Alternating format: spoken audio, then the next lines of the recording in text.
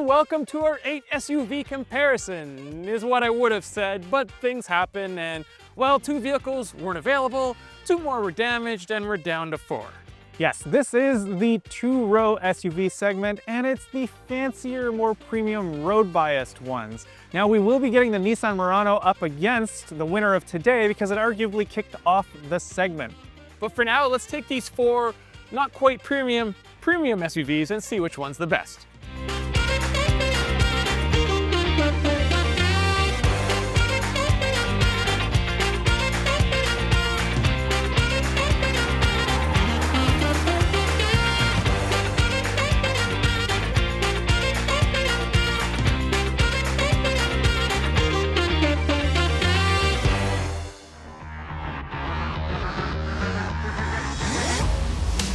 We'll get you back to our near premium SUV comparison in a second, but first let's talk about protecting your vehicle. Custom made for an exact fit, WeatherTech offers full interior protection for your vehicle, including fancy SUVs like these. There's the original WeatherTech floor liner and new floor liner HP made from a more flexible material. Both work with your OE floor mat clips and protect up the side of your footwell, plus the floor liner HP comes with these spikes for even better grip. And let's not forget the cargo liner for trunks and hatchbacks, which is great to protect your vehicle from everything you might need to carry in your brand new SUV. All WeatherTech products come with a lifetime guarantee. You can order online at weathertech.ca, shipping is free anywhere in Canada. Or for those who are local, they can visit our retail showroom at 1164 Walker's Line in Burlington and get their orders the same day.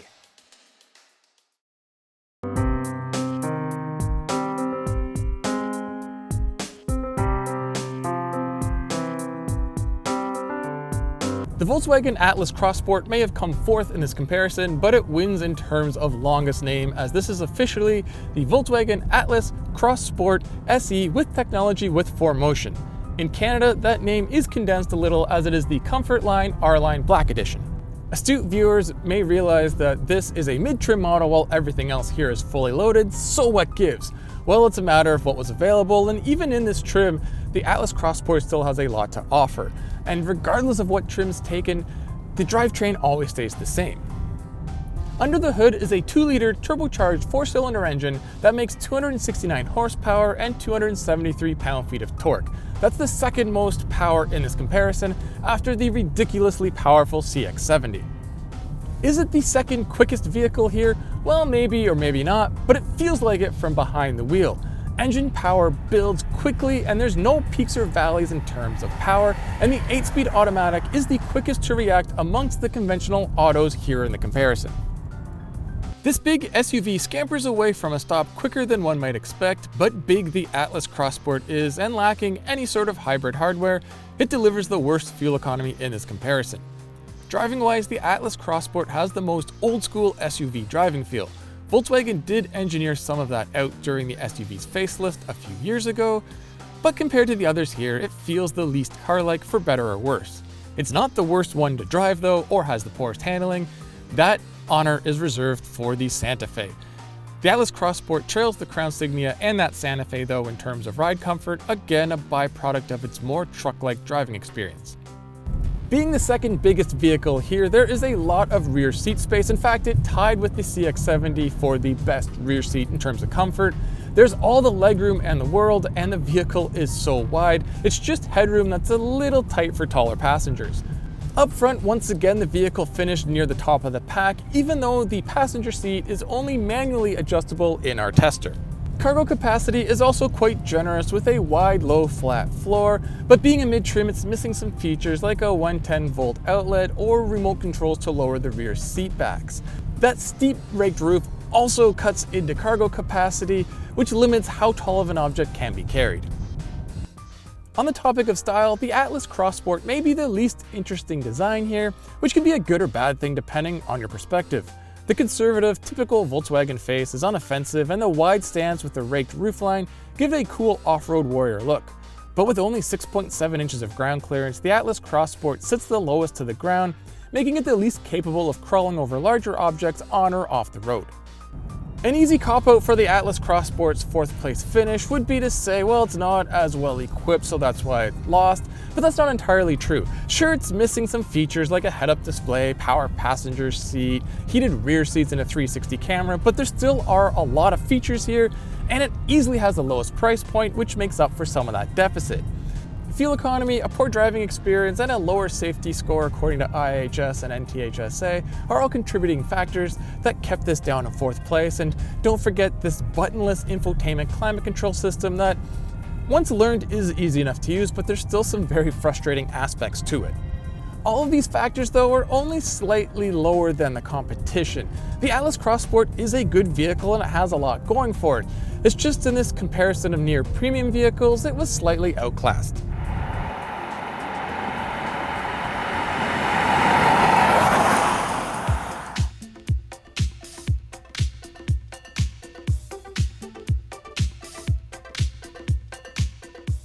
Wait a minute. Mike and I both recommend the latest Hyundai Santa Fe as our default right-sized SUV choice for small families. I have 2 friends who have bought one. How did this thing end up 3rd, or put another way, 2nd last? Well, the answer is twofold. 1, it was very close.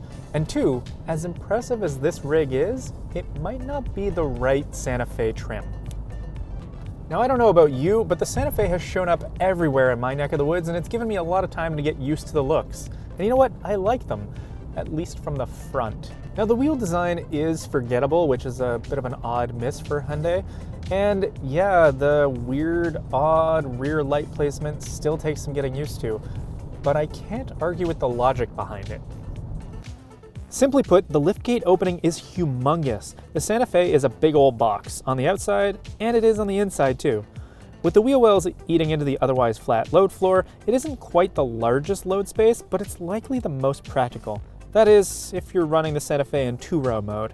Yes, we made an exception by bringing it here, as the latest model is back to being only available with a 3rd row.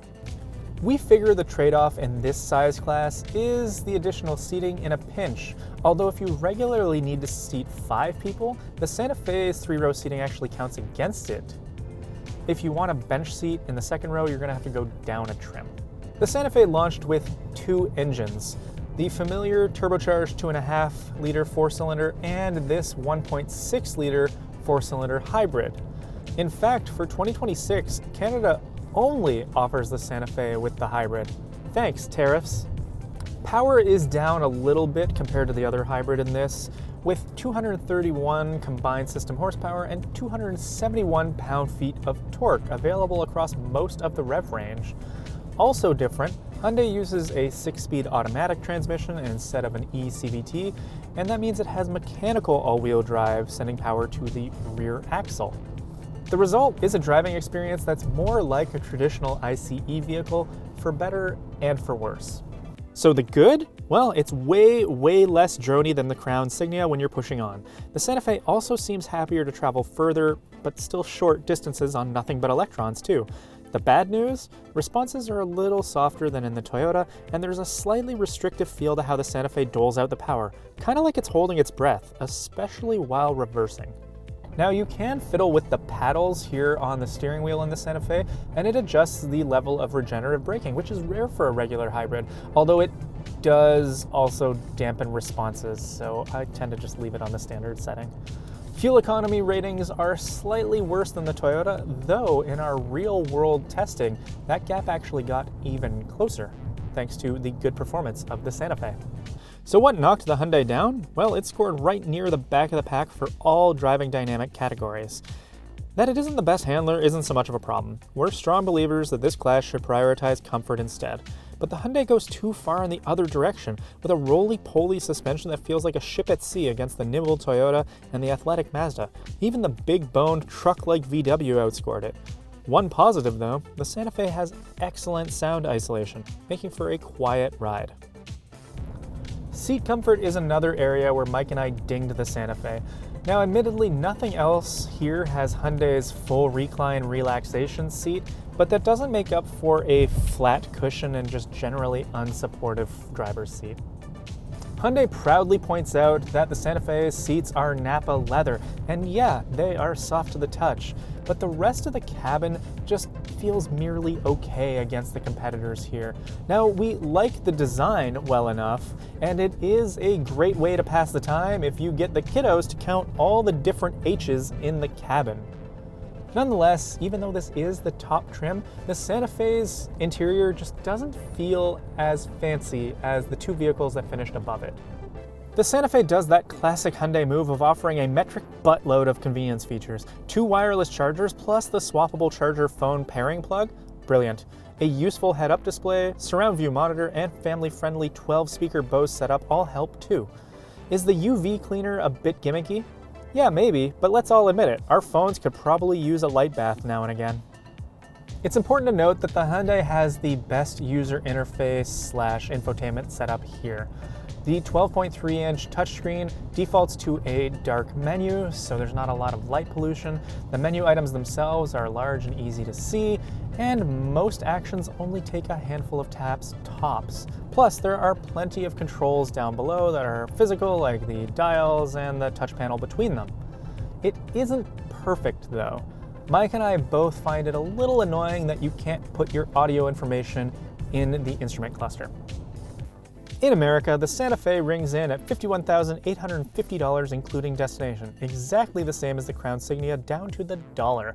Canadian pricing is $59,249, very nearly making the Hyundai the most affordable choice here. Don't get it twisted, the Santa Fe remains an excellent family hauler at lower trims. While this one is very well equipped, it doesn't straddle that premium and mainstream line quite as well as the Mazda or the Toyota. And since that was the point in this SUV comparison, I'm going to hand it over to Mike with the fanciest two-row in the land.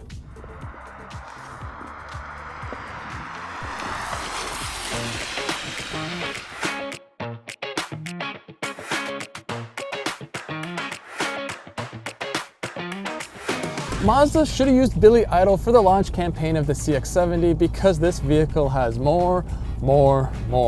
It has the most power, the most torque, the biggest engine. It is the largest, it weighs the most, it has the most features, and oh yes, it's also the most expensive. The CX-70 is available as a plug-in hybrid or a choice of 2 turbocharged inline-6 engines, and since this is a premium SUV comparison, we went for the premium engine. So that means a 3.3-liter turbocharged 6 that makes 340 horsepower and 369 pound-feet of torque. That's about 100 horsepower and 100 pound-feet of torque more than any other competitor in this test. And despite weighing over 4,800 pounds, the CX-70 is still easily the quickest in a straight line, and that inline-6 sounds the best and delivers the most sophisticated overall driving experience. The Mazda could have felt even quicker if it were not for the 8-speed automatic transmission. We've complained in the past about its indecisiveness when choosing gears, and that has been addressed with the programming on the newer models. The side effect is a transmission that now takes a while to ensure it is in the proper gear, as it's very deliberate in its selection. On the plus side, even with the large engine making oodles of power, thanks to a mild hybrid setup, the CX-70 gets better fuel mileage than the Atlas Cross Sport. Steering feel in the CX-70 isn't as stiff as it was when its sibling, the CX-90, first debuted, and the suspension has also gotten a little softer. That stated, this is still easily the stiffest riding vehicle of the 4 here, as medium to larger bumps are really felt through the entire chassis. But when it comes to smaller bumps and rebound control, the CX-70 matches the German luxury SUVs and being so controlled and giving you, once again, that very premium driving experience. That solid feeling continues with the CX-70's handling, as it's really only outdone here by the car and SUV clothing Crown Signia. When cornering though, the weight of this CX-70 is felt. Yes, it is the heaviest vehicle here, but it feels like there's twice as many extra pounds as there actually is. As the only SUV that's longer than 200 inches in length, the big Mazda doesn't disappoint when it comes to comfort. The rear seats offer great space and comfort, just trailing the leaders, while the front seats were judged to be the best and most comfortable in the group. Despite a load floor that angles upwards towards the rear seats, the CX-70 was voted best in terms of cargo capability and flexibility, as it has remote control to lower the rear seats, dual plug outlets, Plus, the bubbly rear end doesn't intrude into the cargo space like the Crown Signia and the Atlas Cross Sport. The biggest advantage for the CX-70 outside of power is style and quality. The interior and exterior were judged to be the most stylish, and inside I just love the look and feel of everything. The fake suede on the dash, the wood and metal-like trim in the doors and dash, just everything in here feels premium, almost like I'm in a class above a lot of the other competitors.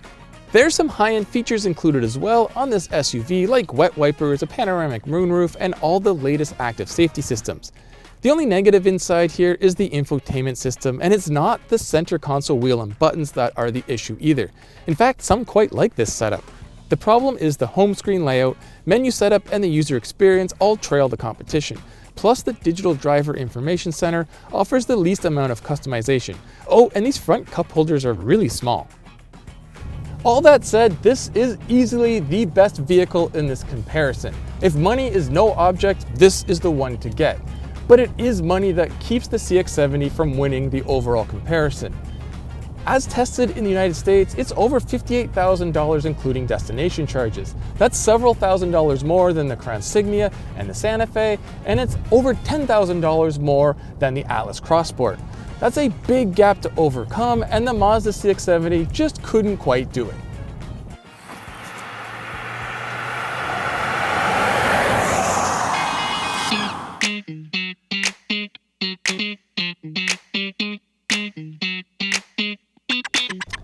I'm as shocked as you are.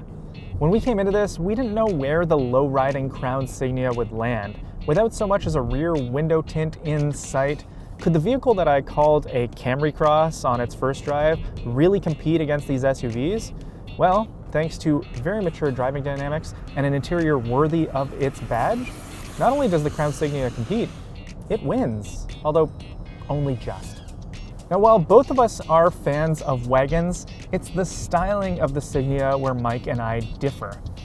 I personally really like Toyota's latest hammerhead design because it's distinctive. You know you're looking at a Toyota when you see one on the road.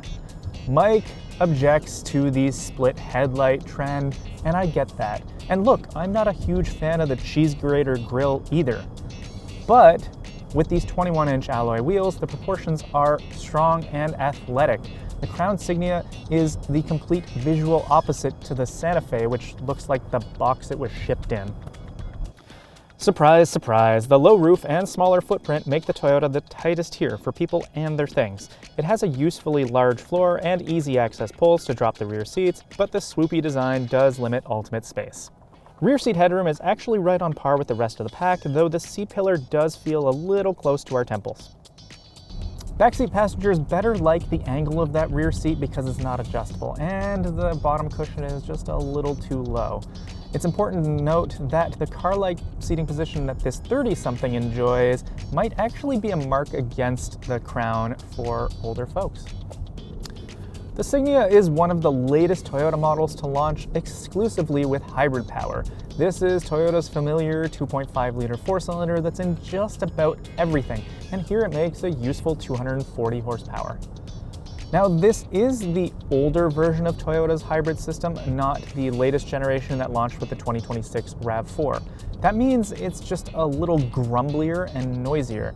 And, well, this is one of the least refined four-cylinders out there.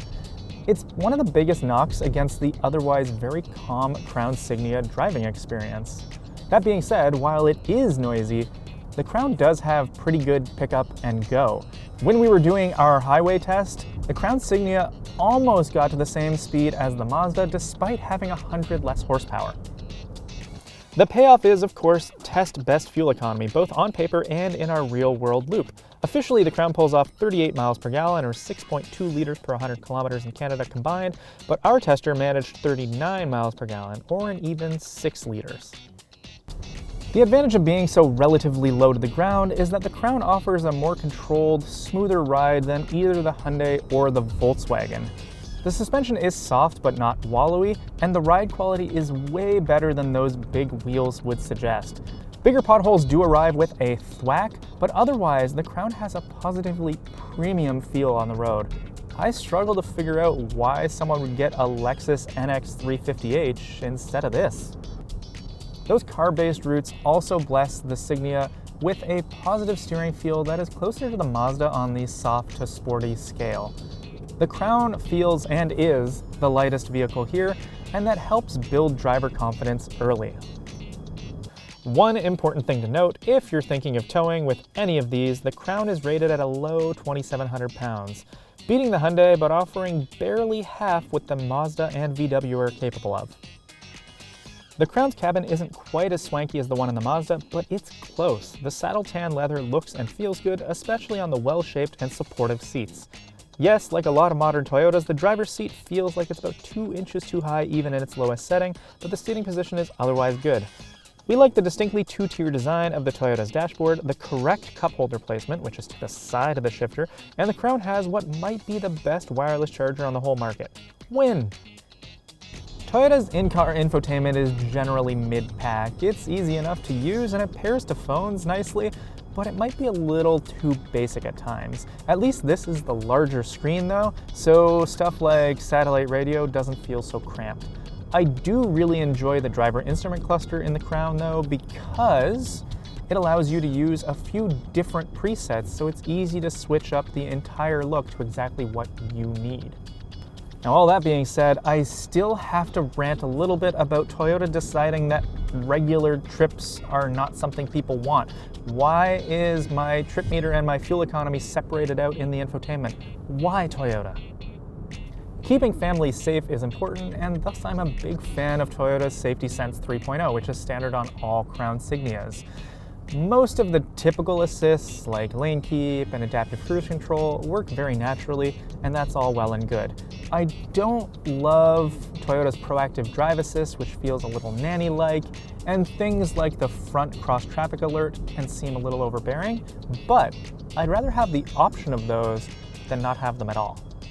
Like I said before, in a strange coincidence, the Santa Fe and the Crown are exactly the same price in the US, which is $51,850 including destination. In Canada, the price is $61,455 including destination, which is about $2,000 more than the Hyundai.